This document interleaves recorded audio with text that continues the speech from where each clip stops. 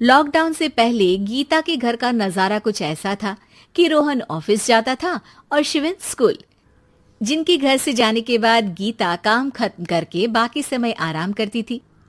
लेकिन लॉकडाउन के बाद ऑफिस और स्कूल घर में ही खुल गए और इससे गीता का हाल वो तो आपको देखने में ही मजा आएगा। शिविन, ओ शिविन, महाराज उठने के लिए क्या 21 तोपों की सलामी लेंगे? अरे बिस्तर से बाहर निकल, ऑनलाइन क्लास स्टार्ट होने वाली है। अरे तुम भी हद करती हो, स्पीकर की तरह चिल्लाने की क्या जरूरत है? दिख नहीं रहा मेरी कॉन्फ्रेंस चल रही है। अब कैमरा और स्पीकर ऑन कर रहा हूं, मुझे कोई शोर नहीं चाहिए। इस पर जैसे ही रोहन लैपटॉप का कैमरा और स्पीकर ऑन करता है तभी कुकर की सीटी बजती है। करा लो अब इसे चुप। लॉकडाउन नहीं हुआ, मेरी मौत का फरमान जारी हो गया। दोनों बाप बेटे ने नाक में दम किया हुआ है। ऐसा बोलकर गीता वहां से शिविन के कमरे में पहुंच जाती है, जहां शिविन अभी भी सो रहा होता है। ओ आलसी, अब अगर 5 मिनट में नहीं उठाना तो आज तेरा गेम और यूट्यूब कैंसिल। माँ की बात सुनकर शिविन बिना 1 मिनट गंवाए उठ खड़ा होता है। उठ गया, अभी नहाकर भी आता हूँ। ये नाटक कहीं और, मुंह पर गीला कपड़ा मार और पढ़ने बैठ। शिविन की ऑनलाइन क्लास स्टार्ट हो जाती है, जिस पर गीता उसे वहां बिठाकर रसोई में चली जाती है। थोड़ी देर में उसे कमरे से कुछ आवाज सुनाई देती है, जिसे सुनकर वो कमरे में वापस आती है।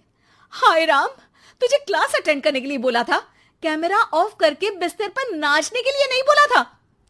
मम्मी मुझे कुछ समझ नहीं आ रहा, आप बाद में पढ़ा देना ना, वैसे भी अटेंडेंस तो लगी गई है। हाँ हाँ बेटा, जरूर बन जा। तू अभी से हम सबका बाप बन जा। अरे नहीं मतलब कहाँ से लाते हो इतना दिमाग, और पढ़ाई करते हुए ये चला कहाँ जाता है? नाइस क्वेश्चन, दिमाग से पूछकर बता दूंगा। शिविन की बातों से परेशान होकर गीता उसे मारने के लिए जैसे ही आगे बढ़ती है तभी वो कमरे से बाहर भाग जाता है। अब शिविन आगे आगे और गीता हाथ में चप्पल पकड़े उसके पीछे पीछे पूरे घर में दोनों घूम रहे होते हैं। इसी बीच वो रोहन के पास पहुंच जाता है और शिविन को मारने वाली चप्पल रोहन के लैपटॉप पर जाकर गिरती है। ओए माँ! मम्मी, अब पापा को चप्पल मार रही हो? वो आज तक के रिपोर्टर, चुपचाप जाकर क्लास अटेंड कर ले, नहीं तो अगली तेरे पीछे लगेगी। इस पर शिविन वहां से चला जाता है, जिसके बाद रोहन गीता से कहता है, इस सर्कस के लिए कुछ बोलना चाहोगी? अरे क्या करूं, जब से तुम दोनों घर में रहने लगे हो, घर अपने आप ही सर्कस बन गया है और मैं तुम्हारी नौकर। कभी बेटी को संभालो तो कभी बाप के नखरे उठाओ। इन्हीं सब उथल पुथल में दिन बीतते रहते हैं, जिसमें हर रोज घर के अंदर कुछ नया सियप्पा खड़ा मिलता है, जो ज्यादातर शिविन और रोहन के ऑनलाइन स्कूल और ऑफिस से रिलेटेड ही होता है। एक सुबह, शिविन चल उठ, आज की क्लास जल्दी है। कैमरा ऑफ करके आप अटेंड कर लो। अरे ऐसे छित्तर पड़ेंगे, दादी नानी सब एक साथ याद आ जाएंगी। गीता की लाख मशक्कतों के बाद क्लास तो खत्म हो जाती है, लेकिन उसके बाद शिविन फोन इस्तेमाल करते हुए इंस्टाग्राम रील बनाने लगता है। रसोड़े में कौन था? तुम थी, मैं थी, कौन था? कौन था? हाँ, मैं गरीब हूँ। अरे ओ गरीब के बेटे, आजा, मैं बनाती हूँ तुझे गरीब। मैं बताती हूँ रसोड़े में कौन था। पढ़ाई करने बोलो तो इनकी माँ मर जाती है, और ये पागलपंतियां जितनी मर्जी करा लो। गीता शिविन को डांट रही होती है, तभी रोहन बीच में बोल पड़ता है। अरे बच्चा ही तो है, इतना गुस्सा क्यों कर रही हो?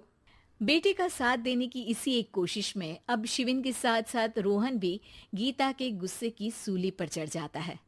अगर बेटे पर इतना ही प्यार आ रहा है तो इसे क्लास अटेंड क्यों नहीं कराते, इसका होमवर्क क्यों नहीं कराते? उस समय तो बहुत जल्दी मीटिंग आ जाती है, वो काम मैं करूं और यहाँ इस बेफिजुली की चीज में तरफदारी करके बन जाओ महान। हे भगवान, कोई तो इनके ऑफिस और स्कूल खुलवाओ, मैं इन्हें और घर में नहीं सह सकती। अरे कुछ और मांग लेती, क्योंकि तुम्हारी ये विश इस साल तो पूरी होने से रही, कोरोना। हाय नास पिटे ने जिंदगी ही बर्बाद कर दी। खाए कोई पचाए कोई, कल मुझे चुन चुन कर सबको मेरी बद्दुआ लगेगी। उन्होंने दुनिया का और इन बाप बेटे दोनों ने मेरा जीना मुश्किल कर दिया। गीता वहां से चली जाती है, जिसके बाद रोहन शिविन से कहता है, अरे तुम्हारी मम्मी इतनी भड़की हुई क्यों है? आपकी वजह से पूरा समय घर में रहते हो और उस पर कोई काम कराने की जगह बस ऑर्डर देते रहते हो। अच्छा बेटे, सारा इल्जाम मुझ पर, पूरा दिन तो वो तुम पर ही चिल्लाती है। हाँ, मतलब दोनों का 50-50 है, कुछ करना पड़ेगा। वो कहते ना, make the best out of worst. I have an idea. वैसे तुम्हारी माँ सही कहती है, बहुत जुबान चलाने लगे हो, कम बोला करो। अगली सुबह रोहन और शिविन अपनी गलती को सुधारने के लिए गीता के उठने से पहले घर का आधा काम खत्म कर देते हैं, जिसे देखकर गीता खुश हो जाती है और फिर बाकी बचा काम वो तीनों मिलकर पूरा कर लेते हैं। जिसके बाद अब वो सब मिल बांट कर हर काम में एक दूसरे की मदद करते हुए लॉकडाउन का मजा लेने लगते हैं।